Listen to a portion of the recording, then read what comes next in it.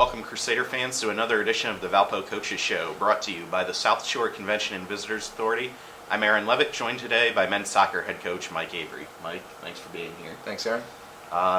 Horizon League season in full swing, always a tough slate. You know, you play the tough pre-conference schedule to get ready for a tough league slate, and some ups and downs in there. You've had some good games, you've had some games that haven't gone your way. Last week, falling to Detroit here at home in a really kind of tough conditions. It was raining on and off all game, losing that game 1-0, but then bouncing back on the road at Cleveland State, winning 1-0 there. Can you just talk a little bit about last week and how things went for you guys? Yeah. I think you're right in that all the games are tough when you get into league play. There's nothing easy about any conference. It doesn't matter if you're the top of a glamour conference or anywhere else across the board. League games are tough and they take on their own life. I think in your question you alluded to that there's some ups and downs in leagues play. I'm not sure that's actually true. I think we've been pretty steady. I mean, we're 2 missed penalty kicks away from being unbeaten in the league. And so, of course, we want things to go our way, but I think we've played pretty well right throughout. I think the game against Detroit, we certainly wish we could get again and try one more time at it. But they're a good team. They've had a great season. I think there's 7 or 8 wins. They tied Michigan last night. They're in the top 10 in the Great Lakes region. So it's not a surprise that they're a good team. To turn around from that game and go on the road and get a result at Cleveland State was great. I thought the guys played really well. Our focus was really sharp. Cleveland State's a good team. They were 3-1 in the league going into that game, and it's not easy to get a win at their place. And now it's 2 years in a row that we've been able to do that. So I like where we're at. Of course, we wish we were at the top of the league and looking down on everybody else, but we're right in the hunt. There's still 3 games for us to play, so there's a lot of points left on the table.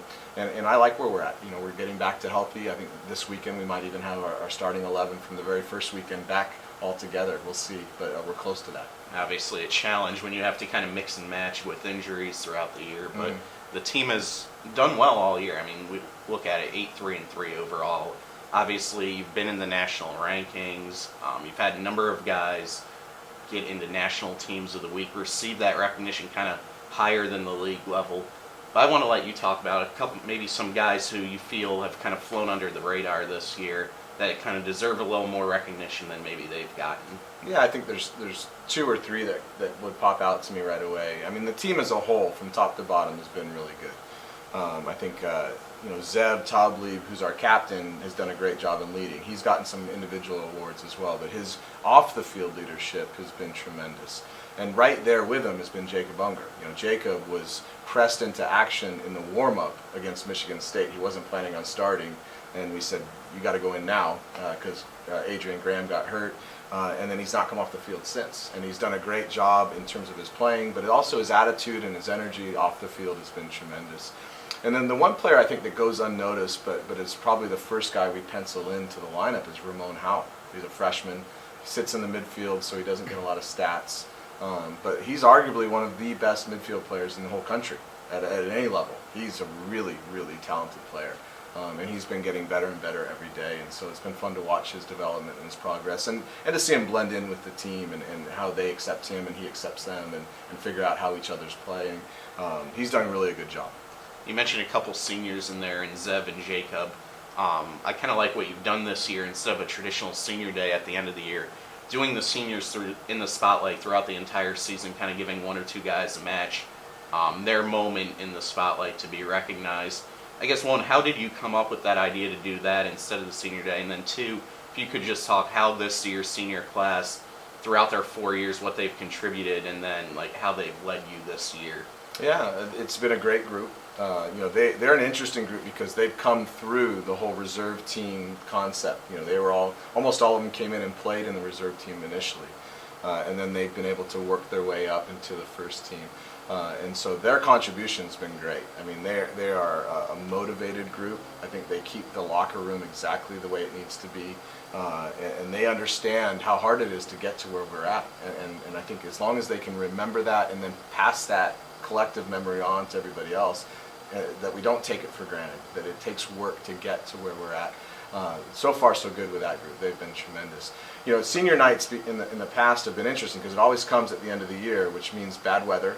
And we've had big classes. We had 10 again this year. So to stand out there in the freezing cold weather for an extra thing, their parents are freezing and they're freezing. It just hasn't gone the way that I think it should. And normally it's a big league game at that point. Exactly too. right. Yeah. And so we just thought it would be better if we spread it out over the course of the year and give them a little bit more recognition per game. We've done 1 or 2 guys at our home games. We'll have 2 this weekend coming up. It's Nick Suker and Jacob Unger on Saturday night. And then we have Zeb Taubleib and Zane Wold in our final Saturday or Friday night game against Oakland. And so I think it's been fun. I think we throw out some shirts with their names on the back into the crowd, and we get a minute just to say thank you to them, in a way that's maybe a little bit more appropriate and gives them a little more attention. We will honor the senior class as we always do at our banquet at the end of the year. And hopefully there's a lot more honors and awards and to celebrate at that banquet. 3 of your last 4 games, including 2 of the last 3 league games at home. How nice is it to go in this final stretch knowing that each game is of critical importance, knowing you're going to be home for most of them? Yeah, it certainly helps. I think that we get 2 things in our favor this weekend because, number 1, we go on fall break. So starting tomorrow and Friday, the guys don't have any classes. So we can train a little bit later in the day. We're an early morning team, which isn't really conducive to college life. And so, sometimes there's some challenges with that, but we train at 6:30 in the morning all year long. So the next 2 days we get to go at noon. They'll hopefully get a little bit more rest, mentally take a break from classes. It's been a heavy workload coming up to the fall break. And so I hope that we see a really fresh team on Saturday night against Milwaukee. We have IPFW in the midweek next week, go on the road to Green Bay, and then come back and wrap it up against Oakland, who's right now at the top of the league. So it could be right up to the last minute with everything to play for a lot of teams in the league. So it should be an exciting finish. At 9 points right now, there's 5 teams in the league table between 7 and 9 points. So obviously every point of critical importance. That match against Milwaukee here at Brown Field Saturday night at 7 p.m. Also the Crusaders breast cancer awareness match as well. So come on out, support that cause, and support the Crusaders' key Horizon League battle against Milwaukee. Thank you for joining me today, Mike, and good luck this weekend and the next couple weeks. Thanks, Aaron. As always, you can follow the team on social media, on Twitter at VUMSO, on Facebook, Valpo Men's Soccer, and for all the info on the team's One Valpo campaign, facebook.com/OneValpo. For all your Valpo Athletics news, it's Valpo Athletics on Facebook and at Valpo Athletics on Twitter. Until next time, I'm Aaron Levitt. This has been the Valpo Coaches Show, brought to you by the South Shore Convention and Visitors Authority. Go Crusaders.